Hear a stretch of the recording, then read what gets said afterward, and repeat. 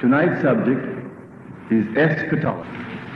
The term eschatology has been in use only since the 19th century, something entirely new.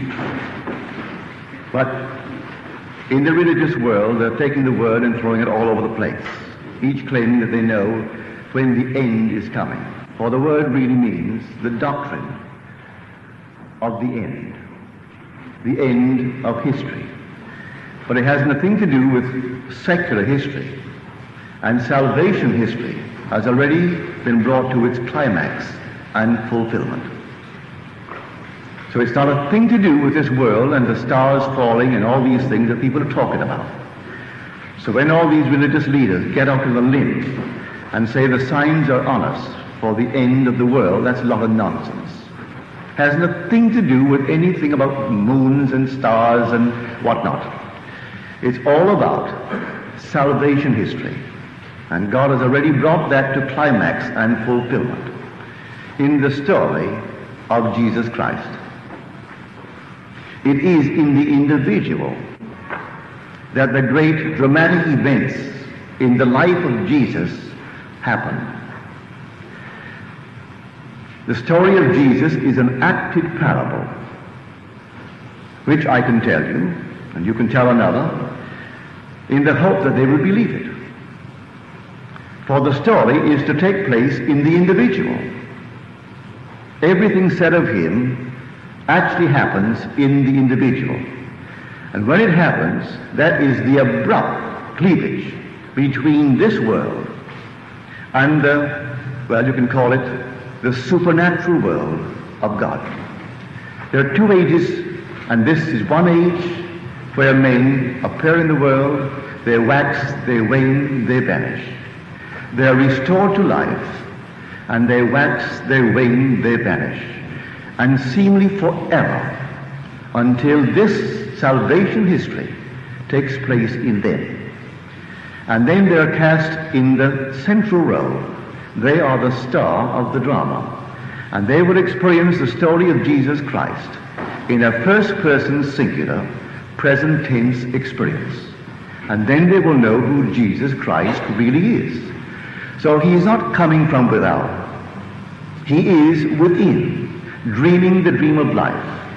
And he will awaken within man as that man. This is the Christ of whom I speak. And I am speaking from experience. I am not theorizing. I am not speculating. It has happened in me. And no one could have been more surprised than the speaker when it erupted in me and completed itself in the same number of days as it said in Scripture that it would take. 1,260 days for the four major events to take place. Other events take place too, but they are not of the major, yet they're all related to Scripture. Everything is paralleled in Scripture. For he said within himself, I have come to fulfill Scripture. What Scripture? That which was foretold concerning God's plan of salvation. Now, if you want to read the story of eschatology in the Bible, you will read it in the 13th chapter of the book of Mark and the 24th chapter of the book of Matthew. In these chapters, it is said, they looked at the buildings, these lovely buildings, and one called his attention to the fact that these buildings were beautiful. And he said, you see these buildings? There shall not be left one stone standing upon another, but what it shall be cast down. And then they asked him, when will this be? When will it take place? And he warned them that there will be false prophets, false teachers, who will come into the world and say, I am Christ. Do not believe them. Oh, they'll perform wonders in the hope that they will mislead and lead astray, if possible, even the elect. But take heed, I have told you all things beforehand. What he tells you is his life story. It's an acted play, as though I took you tonight to a play. At the end of the play, I interpret the play for you. And I tell you that you saw it as something from without. And then I try to persuade you that what you have just seen is a play that will unfold in you, and you will be cast in the star role. Whether you will believe it or not, that's entirely up to you, but I'll show you the play. And having seen the play, then I will try to tell you what it means. And this is God's plan of redemption, God's plan of salvation. And everyone will be redeemed, because it is only God redeeming himself. It is God who came into the world of death, and it is God who departs from this world after his purpose has been fulfilled. And the purpose of the descent into the world of death is to expand himself. His wisdom must expand. He is not omniscient. There will be no way to live if you are everything now. His power will be expanded because he is not omnipotent. Therefore, everything is an expansion, and to reach that expansion, he first must contract and limit himself to the state called death. And this is the mystery of life through death. The seed falls into the earth and dies in order to be made alive. If it doesn't, then it remains alone. But if it dies, it brings forth much. And the bringing forth is the expansion of God. And we are the gods who form the God. So every child born of woman is a son of God, the power of God, the wisdom of God. But completely forgetful of that fact because it had to put on these garments of death. And then it will know when it's about to depart from this world by reason of these signs. And when the signs begin to unfold in them, and they are not spectators of the signs, they are the central figure. They are the star in the entire play. And everything surrounds them. Then they know who Jesus Christ is. So we are warned in the 13th chapter of Mark. If anyone says to you, look, here is Christ, or look, there he is, do not believe it. Because they're pointing to another Christ. If I say, look, there he is, I'm showing you another. There is no other Christ than the Christ in you. God actually became man, that man may become God. So if there is any Christ other than that universal Christ that is crucified and buried within man, that Christ is a false Christ. And false teachers talk about it and tell you of a Christ who is going to come from without, and tell you of another Christ who came 2,000 years ago. The story is an acted parable. So when Paul had it erupt within him, these are his words to the Galatians. And scholars are all agreed that his letter to the Galatians is the first New Testament book, written approximately 50 years A.D. They consider that letter the oldest of the New Testament works. And in this he turns to the Galatians. He said, "O foolish Galatians, who has bewitched you? Before whose eyes Jesus Christ was publicly portrayed as crucified. Let me ask you only this. Did you receive the Spirit by works of the law, or by hearing with faith? Are you so foolish, having received the Spirit, are you now ending with the flesh?" Well, the whole vast Christian world and those who hear of the Christian mystery have ended with the flesh, for they think in terms of a fleshly being called Jesus Christ. And this is not a fleshly being at all. While I walk this earth as a being of blood and flesh, in me, in an entirely different realm, the plan of salvation erupts, which abruptly cleaves this space, this time section, from an eternal world of salvation. When these signs appear in you, you will know this is the end of your history in this world. No more dying, no more being restored to life, having gone through the gate of death, only to age only to wax and to wane, and then to be restored again and continue the journey indefinitely. When these things begin to happen in you, you are at the end of history. You are redeemed. But everyone will be redeemed. I don't care what he has done in this world. You will think of a monster like a Hitler, who actually murdered millions of innocent people and erupted the whole world. Or a monster like a Stalin. He still is God playing that part. And in this blackness of this world, all right, so we all forget who we are. We look upon ourselves projected and see others, and we find them as enemies to our little wants, our little desires, and then we go berserk, as these characters did. But they are redeemable. Not one can remain unredeemed, for it would be God losing himself. God is the creative power of the universe, and that God is your own wonderful human imagination. That is God. There is no other God.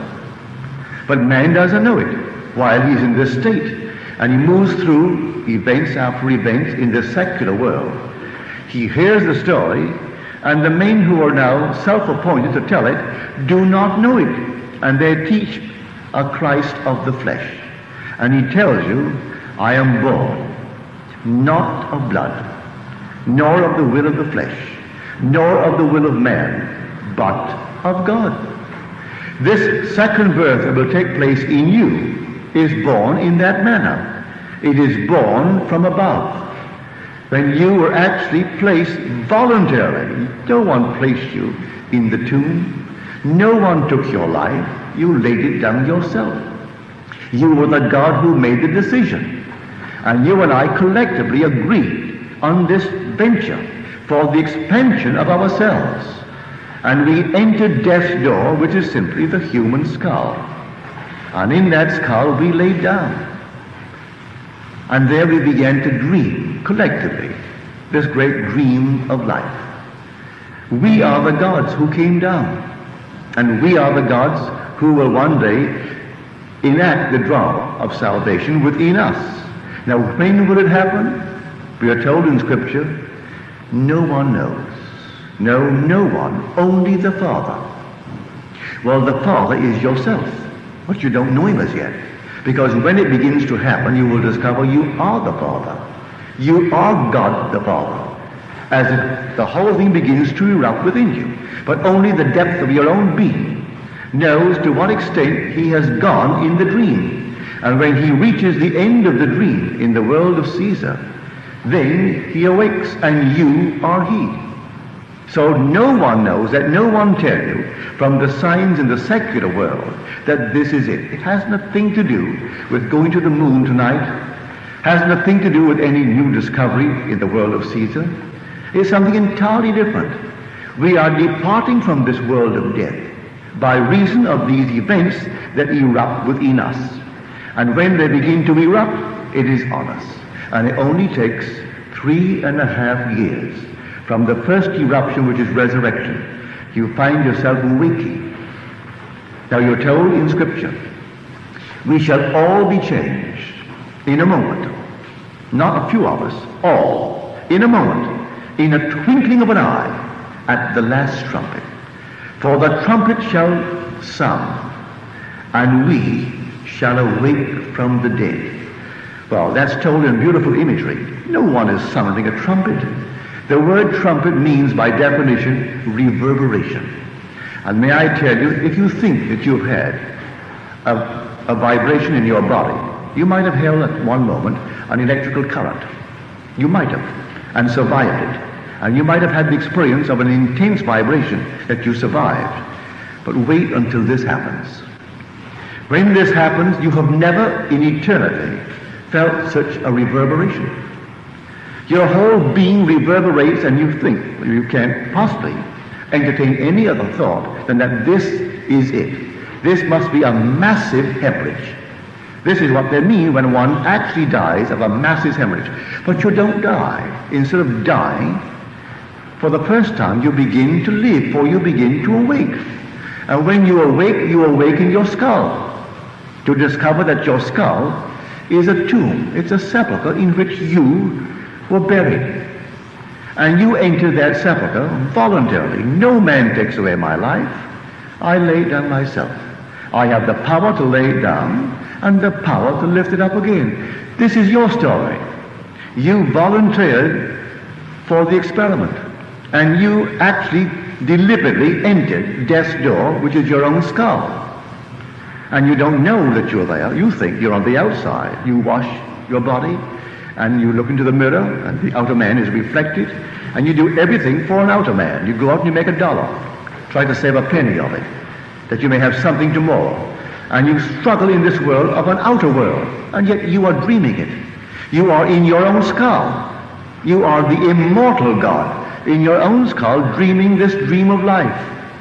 And when you decide that you have finished the dream, you played all the parts. Oh, you played everything in the world.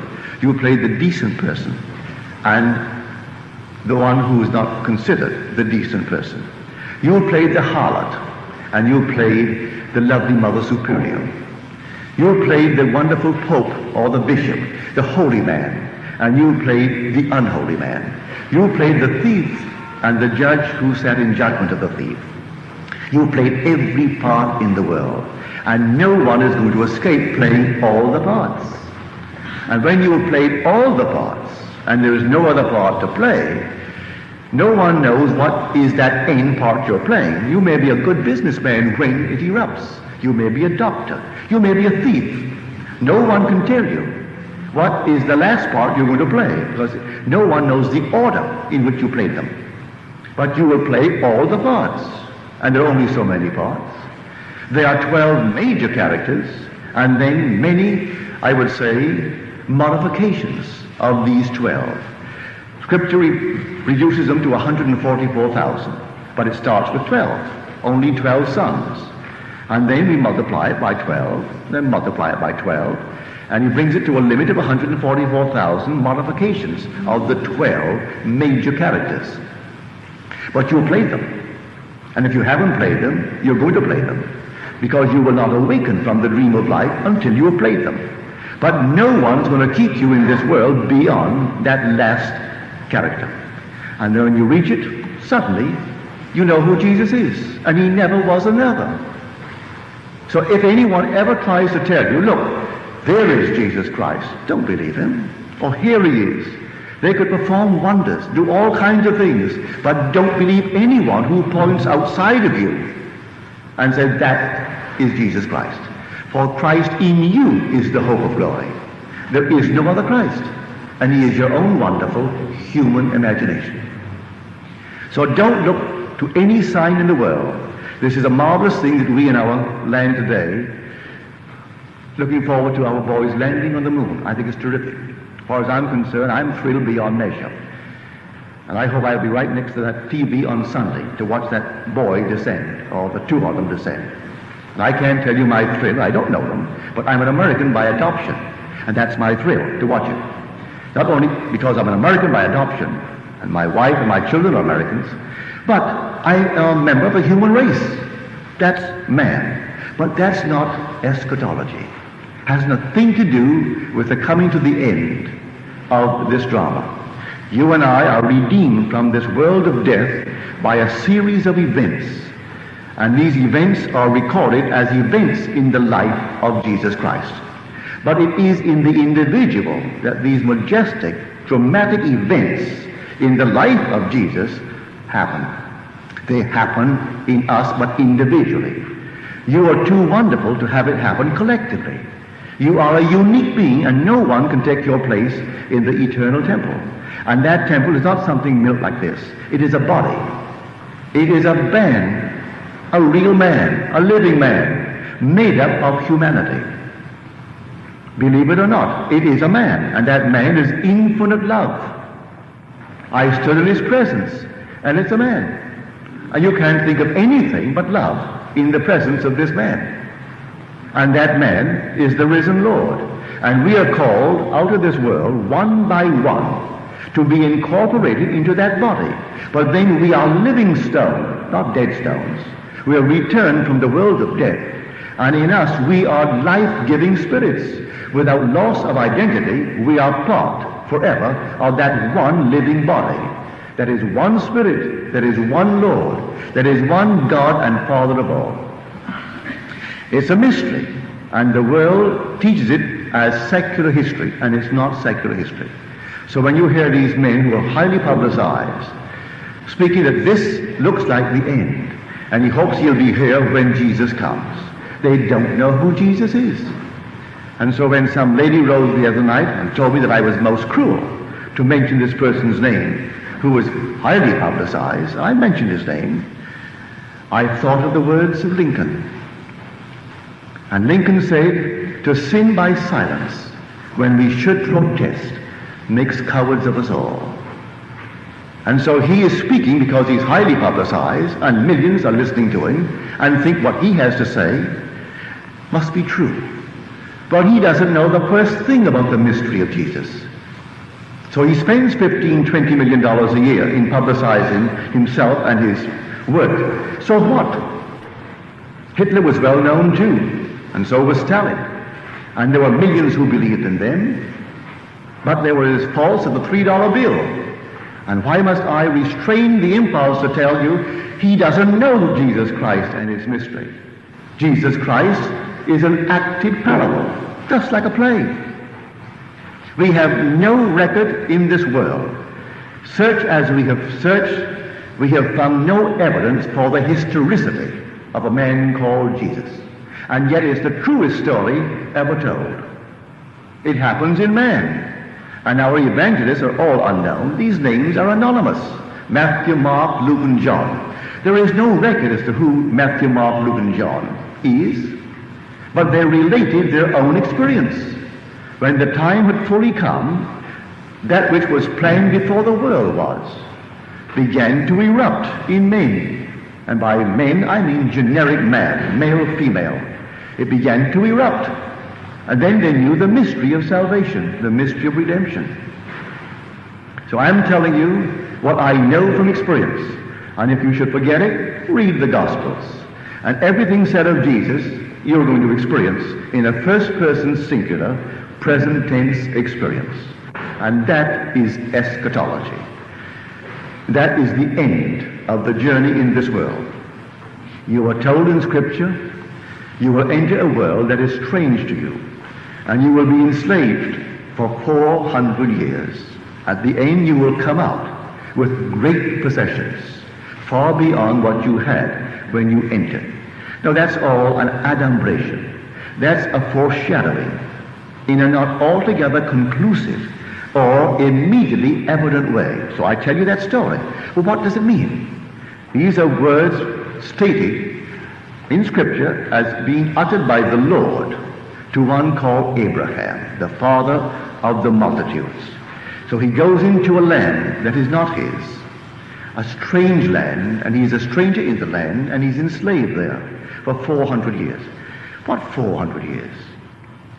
You must first understand that in the Hebraic tongue, every letter has a numerical value as well as a symbolic value. Well, 400 is the numerical value of the last letter of the Hebrew alphabet, the letter Toph.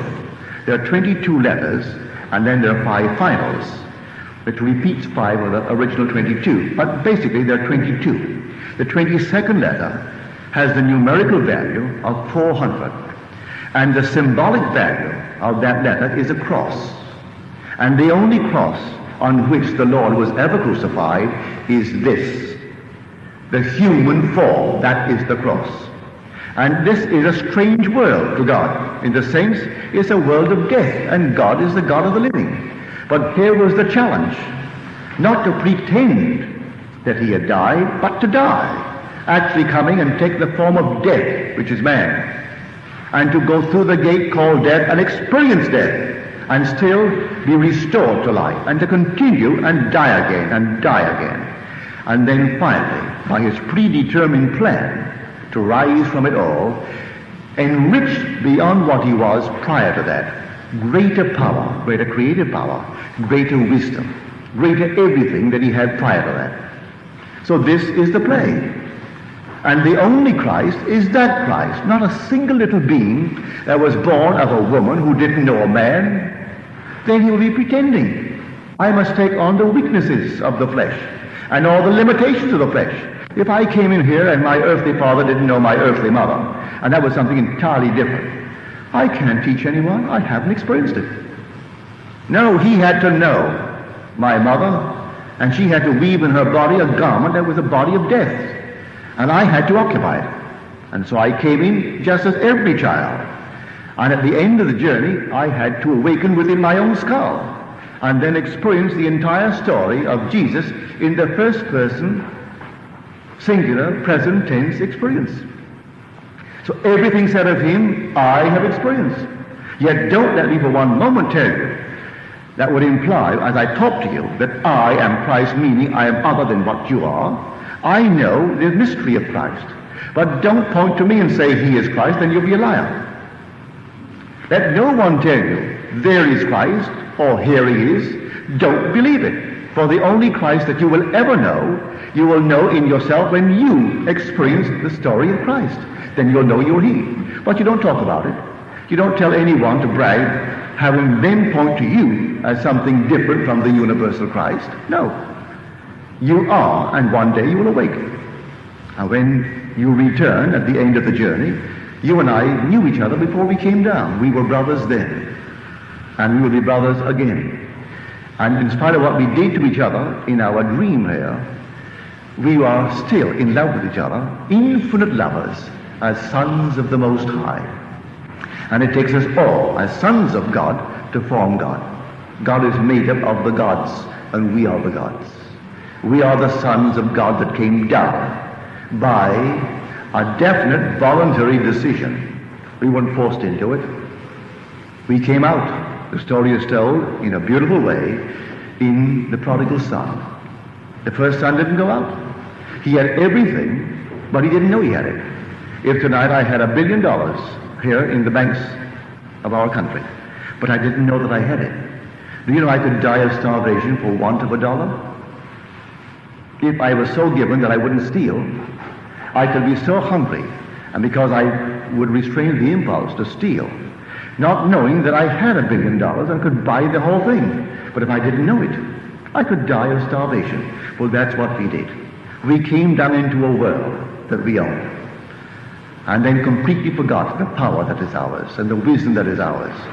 And many of us played the part of dying of starvation rather than stealing what we thought we didn't have, when all along we owned it. It was all ours, all for the taking, without any consciousness of stealing. But we played the part of the thief and played the part of everything in this world. So, no matter what a man has done, forgive him. Completely forgive him. I saw in today's New York Times, this survey was just completed, and they brought in their conclusions, these professors back east. Some grant they received from some one of the great foundations. And they investigated 30 ex-convicts who are now in small business back east, confessing that they earn a net of 10,000, 20,000, 30,000 a year. That's their confession. And then they said, you know, they have what all great business leaders need. They didn't go so far as to say great business leaders have it, because they're all a bunch of thieves anyway. That's what the professors are telling you. Without that innate something to steal, there couldn't be chairman of the boards, there couldn't be presidents, there couldn't be this. Now banks are asking 9.5% for a big loan, a $10 million loan, but that's not enough. They want a piece of the action. They carry no risk in the piece of the action. They're going to get their 9.5% on their $10 million loan. Get it all back. That enormous usury. Plus, they want a piece of the action. In other words, they want to be part of the profits. But they're not going to take any risk. They are not for one moment taking any risk. And they are the big giants. Well, I wonder if they taught the mafia or the mafia taught them. But that's the same attitude that the mafia adopts. But now they're singled out as horrors. So may I tell you, forgive every being, for in the end, when you come to the very end, and you see the play, and see this entire thing as a play, you too will say, Father, forgive them. They know not what they do. They don't know it. They're playing it beautifully. They're playing their parts beautifully. And so if I must play that kind of a part, and I have played them all, or I could not now have experienced the drama of the end. If I didn't play the part of the usurer, where I demanded not only 9%, the chances are I got 100%, plus pieces of the action. And so I can forgive him. And so the present conclusion is there had to be. And these 30 men, thoroughly investigated, they have what it takes for successful businessmen, and they are in business in a small way. And today, a small business is the most difficult thing in the world with these conglomerates. How do you survive? But they have the know-how, because they're ex-convicts. And they have that power to be independent, like all big businessmen. They want to be independent. They want to stand up on their own feet and venture and take chances. The average person won't take a chance, and he won't venture. So he isn't qualified to lead big business. To lead big business or a big country, you've got to venture. You have to have that courage to take a chance and go broke and then come back. But you have to have that built into you, or you're not qualified to lead big business. Get off the wheel and work for someone else. But these ex-convicts, and the only difference between the convicts that are investigated, whose story is now brought in today's New York Times, and the big leaders of industry, is one was caught and the other wasn't. Only difference. One was caught and the others were not caught. Now that seems cruel. Well then, judge me if it's cruel. But I say God is playing all the parts. And it took all the parts for God to awake from the dream of death. And he dreams it, and all of a sudden he comes to the end. So eschatology is the doctrine of the last things. And the last things are the dramatic events in the life of Jesus. And all these events take place in the individual, as the individual's personal experience. Then he knows who Jesus is. And the word Jesus is the same as the word Jehovah. You spell it Yod-He-Vav, Shin-Ayin. But the root is Yod-He-Vav. Jehovah is spelled Yod-He-Vav, He. The unpronounceable name, that sacred name, is the name Jesus. So in the end, you are Jesus, and therefore you are Jehovah, the Lord who created the whole thing. So this is eschatology in the true sense of the word. And let no one mislead you by telling you that they see in the stars signs of the end of the world. No end of the world. This world is going on indefinitely. Not a thing is coming to any end. You blow it up, man will rebuild it. If we have a nuclear war, you aren't going to destroy this world. It is a cradle to hatch out God. This is a world of educative darkness. And you aren't going to take a schoolroom and improve it to make it a home. This remains a schoolroom, a world of educative darkness. So when we spend billions to make it easier for people, and billions to make people good, forget it. It's going to be an equal balance of good and evil in this world forever. So right in this world, good and evil, and you can't unbalance it. So you make all these good, but then others must come into the world equally evil to balance it. For we ate of the tree of knowledge of good and evil. And that's why we're here. And we had to eat it in order to be here. That we judge in our blindness and do all these things in the world. If the world was all good and everybody was so altogether sweet, we wouldn't be here. And may I tell you, there'll be no contrast, none whatsoever, and you know from possibly an experience that is not a very pleasant thing. Have you ever been into a society, a group of people who thought themselves so good and so holy? Isn't that boring? Well, I have been among them. I can't conceive of anything more boring than those who think themselves so good and so holy and so sweet. And you wonder, what is it all about? No, give the others that sometimes you have to watch out the side of your eyes. They're more exciting, far more fun in the world. You keep your mind high and dwell on noble things and keep the noble things going, but don't try to rub out the others. It's all part of a school system. We aren't here to make this heaven. Heaven is for the redeemed, and everyone will be redeemed, and everyone is going to come out.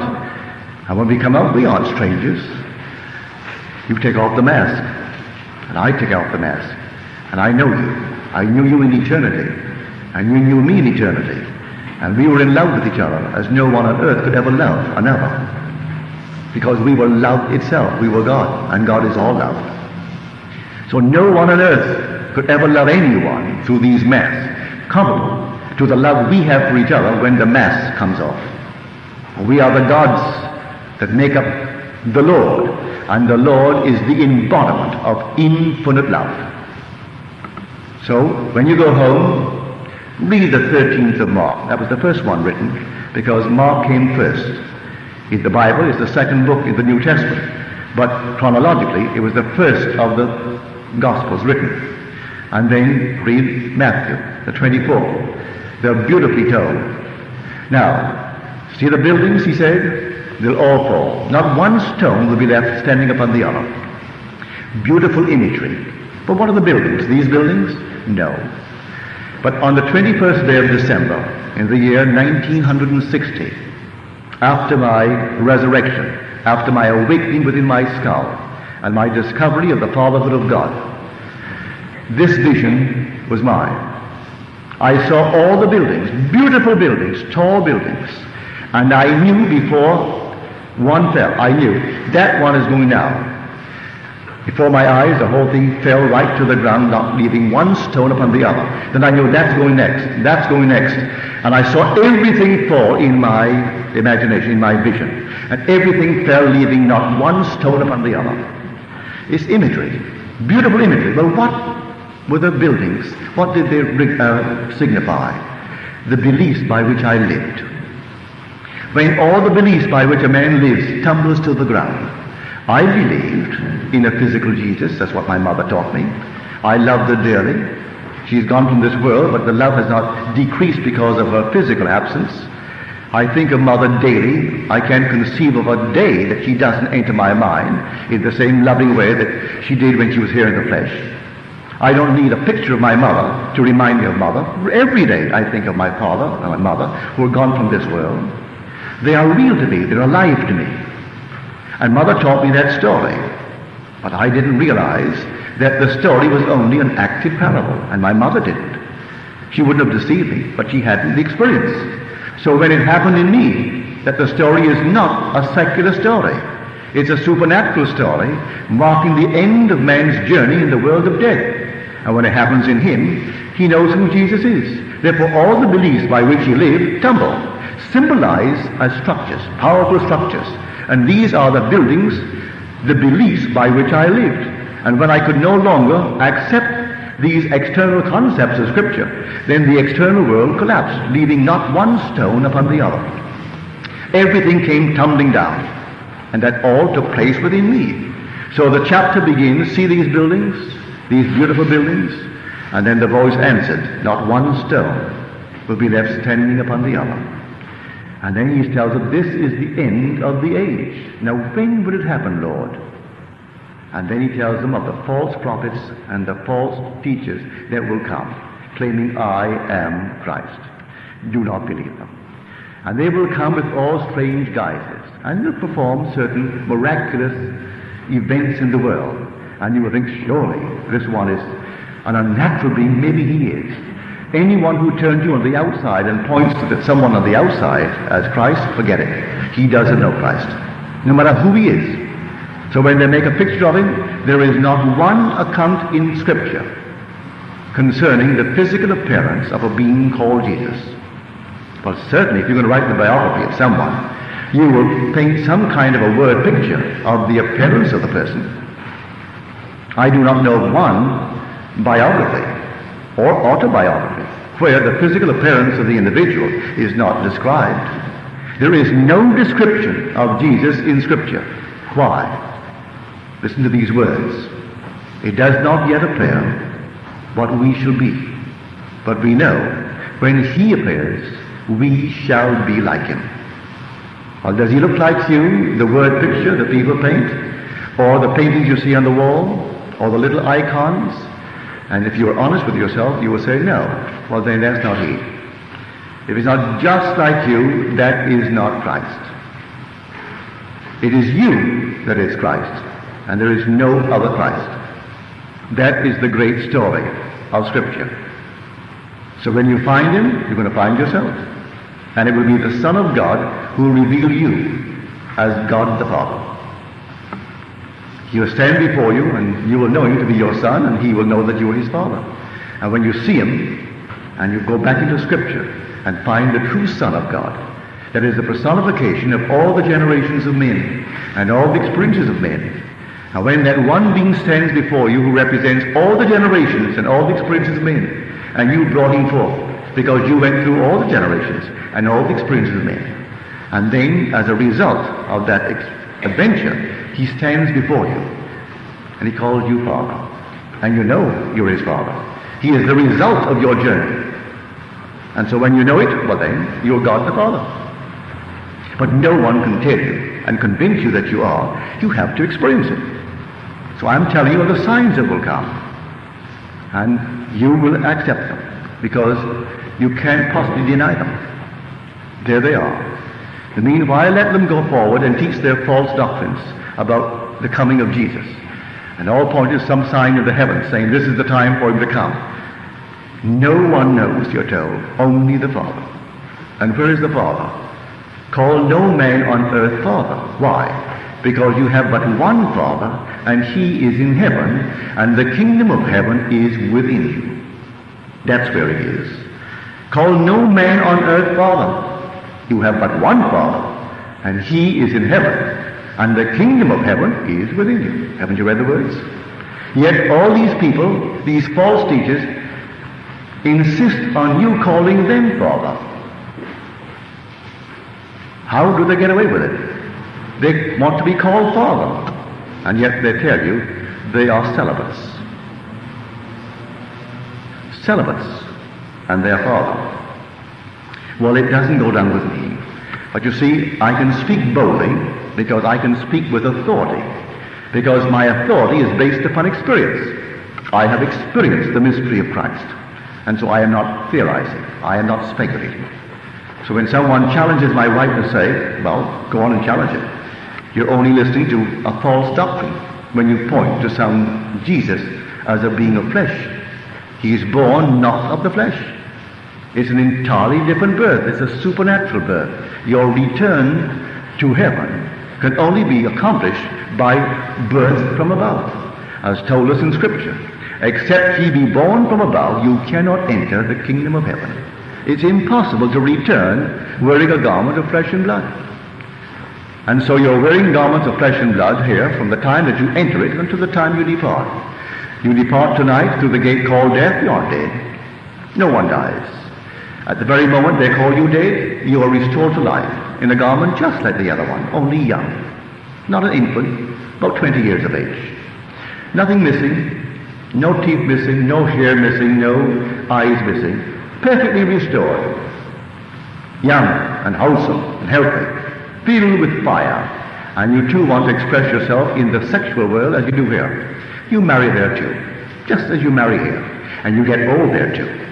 And you go to the inn and you die there too, to find yourself restored once more to a young body, just like the other one, only young and beautiful. And you go on again through all the struggles, playing all the parts, until the time of the end. And when the time of the end comes, these eternal stories unfold within you. So there's no speculation about this. Sacred history has already reached its climax and its fulfillment.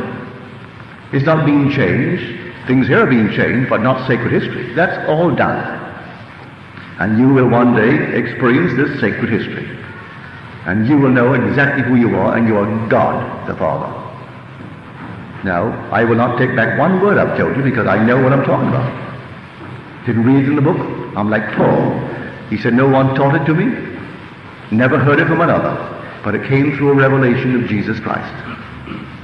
That's what he said. He was the very one who went out to destroy the entire concept, but that it happened in him. And then he understood it was not the external worship of law, the rituals and all the things that the churches of the world do. Had not a thing to do with that. For you can't earn it. There's no acquiring merit to get into the kingdom. Just wait for that moment in time. So he tells you, set your hope fully upon the grace that is coming to you at the revelation of Jesus Christ. For this is the hope that actually makes it wisdom to accept the burdens of this long, dark night of time. So it seems a long night. Yes, it is a long night. A dark night, yes. I am enslaved for by 400 years. By 400 being just as long as I wear the cross. But I am promised that at the end of the 400, meaning the end of the wearing of the cross, I will come out with enormous possessions, far, far greater than what I possessed when I ventured and volunteered to enter the world of death. And everyone is going to come out. Not one can fail when you return as the Lord. See that you're the groom. Now, are there any questions, please? If we have played a good number of these parts, as you suggest, why cannot we recall them back to mind? I have recalled many, so I would not say that we can't. The fact that one cannot recall them, does that signify that he hasn't played them? I wouldn't say that. No, I would not say that at all. I live a very modest life today. Quiet, modest, small income from my efforts in what I'm doing. For I'm self-employed, and I take off voluntarily between 3 and 4 months a year, because I find that I need that sort of rest.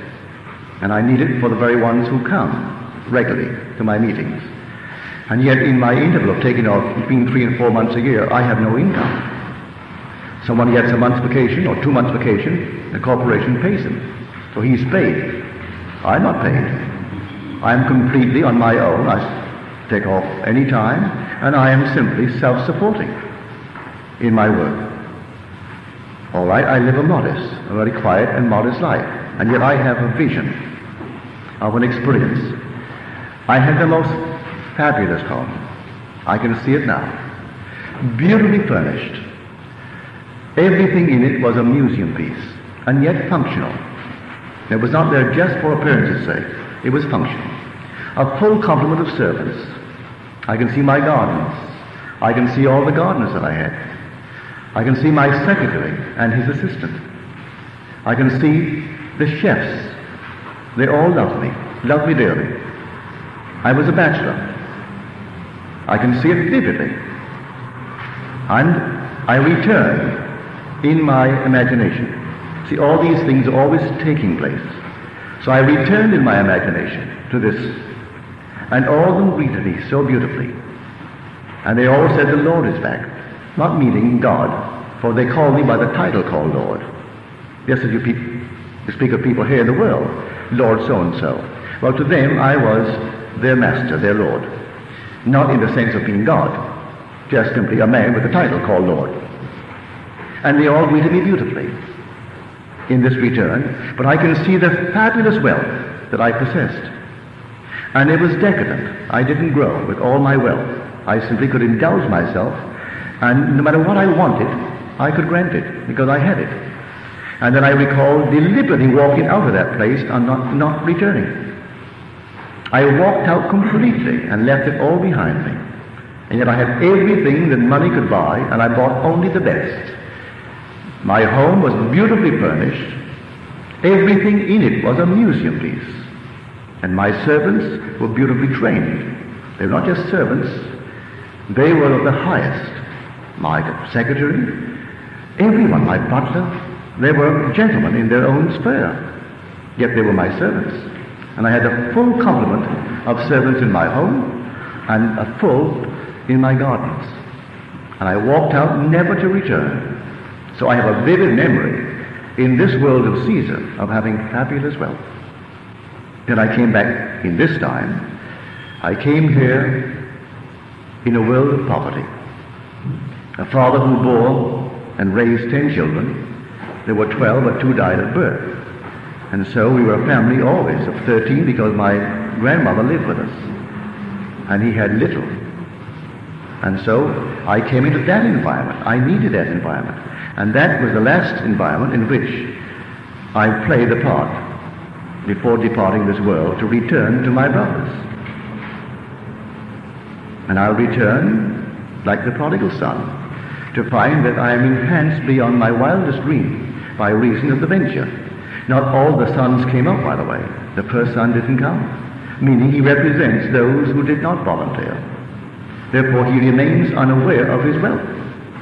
The second one volunteered and took a chance of remaining permanently in a world of death. But if he didn't, and he survived and could get back, he would be enhanced beyond the wildest dream of any. And those who did not come out do not share that power. He is then used on a higher level of creativity.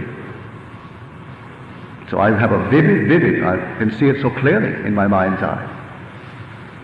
And yet today, in this world, I live a very normal, modest life.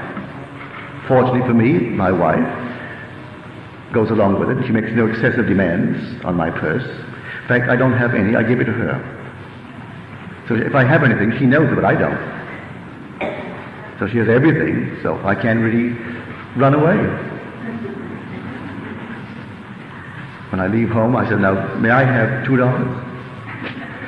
Can't go very far. Get no taxi, you can't go more than a few blocks on $2. So I really can't run. Let me have $2 in the event that I want to get back home. So she gives me $2. Are there any questions, please? Yes, sir. To understand, can we play many roles in one lifetime depending on the extent of our own handmaking? Or are we destined for one role only? No. The question is, can we play many roles in one span of life here? Why, certainly we play many roles. The same identity, like the same actor playing Hamlet that plays Richard, that plays something else, but the same actor. Well, I was a dancer for 11 years. Prior to that, I worked for J.C. Penney for the large amount of, $20 a week. And then they fired me. I said, what have I done? Nothing. Business is slow. So, business is slow. I said, what am I going to do for money next week when rent is due? So that's not my problem. So, when I continued the argument, he said, well, now, I can see he doesn't understand the facts of life, so when you're 20, you're full of courage and do all kinds of things. I was then 17. So he gave me a letter to his friend up at Macy's and said he doesn't understand America's rules, so give him a job if you have one. So I was getting, I think, 22 at J.C. Penney, and they employed me, and they gave me 20. At least I had a job then, 20. And I figured I will not work for anyone again. I'm going to stick this out just as long as I can, and I'm going to quit. This time, I am going to quit. They aren't going to fire me. I'll never be fired again. So I worked there for a year and 6 months, and then I gave them notice. I said, why? I said, I'm just going to quit. There's no reason, no excuse, I'm quitting. And then from then on, I worked for myself. So I was coming under the heading of these ex-cons. They refused to work for another. They had it all within themselves, and they wanted freedom and independence. All the qualities that, I say, big business leaders need and have. So you play all parts. I was a dancer. I run an elevator for Macy's, a bus boy putting things in the bin and I saw all the little tricks of the trade. I saw how they operated, because as a bus boy, you see things. And some lady came in one day and she wanted lily white honey. And that was 10 cents more than the Red Star honey. And so, unfortunately, I didn't have lily white honey on display. I should have kept the bin filled, but I didn't have it. So the salesman who took the order came back and said, the lady outside, and she can't have any honey but lily white honey. And you didn't do your job by keeping the bin filled. And so get one up quickly. Well, the lily white honey and the Red Star honey was the same honey, bought unmarked by the carloads. And the girls rolled in the lily white and charged 10 cents more, and rolled in the Red Star and charged 10 cents less. So it took off one Red Star and rolled into the lily white, and she was satisfied. So she paid 10 cents more for it. And that's how business operates. There are some ladies who cannot buy a decent coffee because they do not have in themselves the innate knowledge of taste. Their taste buds are gone. So if they go into a store, they must read the price tag. Someone once told a story. If you went into Selfridge in England and you took all the tags and changed them and took a piece of cut glass and put on it the price of a great diamond and then put that price of the cut glass on the diamond, the average person not understanding jewelry, having no innate knowledge at all, would buy it based upon the tag. They'll buy a piece of cut glass and pay the price of a great diamond because they do not know values. They can only see tags. And business operates upon that business. They'll buy a bag of coffee and cut it in half, and this one is 15 cents a pound more than this one because someone wants to pay more. You go into a resort and you get a hotel, and there are certain people who will not go to a hotel unless they feel themselves above the hoi polloi, who cannot afford $100 a day. They can afford $100 a day, so they go to these places. And in the little island of Barbados, we supply them all. So they get no better meat than the place that charges $10 a day. So when you go to their dinner, it's a nice dinner, no question about it, but you're paying $100. And we are the suppliers of all the hotels. We get no more from one or the other, but we know some people operate that way. They can't stand mingling with those who think themselves, they must be below, and they're quite willing to pay for it. And people knowing that weakness in the human heart, they cater to it. I saw them in Barbados come down from L.A., and they come down with all their black glasses on and their incognito. And no one in Barbados knew them anyway. Didn't have to come incognito. But they saw to it, before the day was out, that you knew who they really were. They couldn't stand being not known. Oh, they came down with all their big black glasses and all these things, hiding under these things. But don't tell me you don't know who I am. I'll take it all off and then spell my name out for you. You must know me. And then, of course, it comes out in the paper. Who do you think is here? And the average person reading the paper never heard of her anyway.